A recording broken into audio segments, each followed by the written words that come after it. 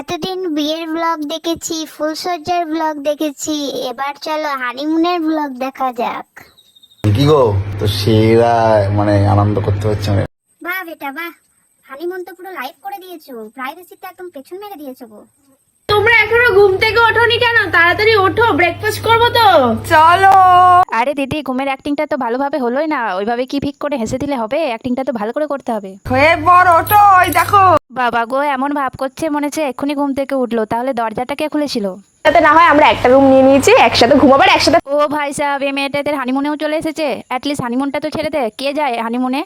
তুমি তোমার সাথে আমার নাকি ঝগড়া হয়েছে বলছো সবাই। ও, সুমিও চলে এসেছে। হাই রে ভগবান। হ্যাঁ, যে যার কাজে ব্যস্ত চলি, সবাই সবার কাজে উফ, বাবা গো, কি কাজ করছে! কাকড়া খেতে ব্যস্ত, ফল মাখা খেতে ব্যস্ত, আর পিন্টু সোনার সঙ্গে ফটোশুট করতে ব্যস্ত। এখানে বসে একটা আলাদাই ব্যাপার। দেখো, এখানে বসে আমরা কার্টুন দেখছি। তাই তোর থেকে কার্টুন আর কে আছে ভাই? হানিমুনে এসে খালি রুমেই থাকছি, রুম থেকে আর বেরোচ্ছি না, বুঝলে? আমরা চলে এসেছি এখন। রুমের মধ্যে এসি আছে, ওই জন্য। আমাদের বাড়িতে তো এসি নেই। কি হয়েছে তোমার? পেটে ব্যথা শুরু হয়ে গেছে ভাবো। এখান থেকে বাড়ি ফিরছি।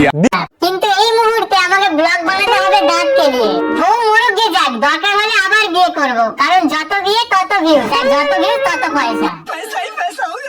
প্লিজ তোমরা কেউ রস করো না আমার বরের জন্য। আমার বর আমার যা হয়েছে তো খুব গরিব মানুষ। হ্যাঁ, আমরা তো গরিব মানুষ। আমি আমার বউকে নিয়ে হানিমুনে এসেছি। তো বন্ধুরা, অনেক মজা করলাম। আর ভিডিওটা দেখে মজা পেলে একটু লাইক, কমেন্ট আর শেয়ার করতে ভুলো না।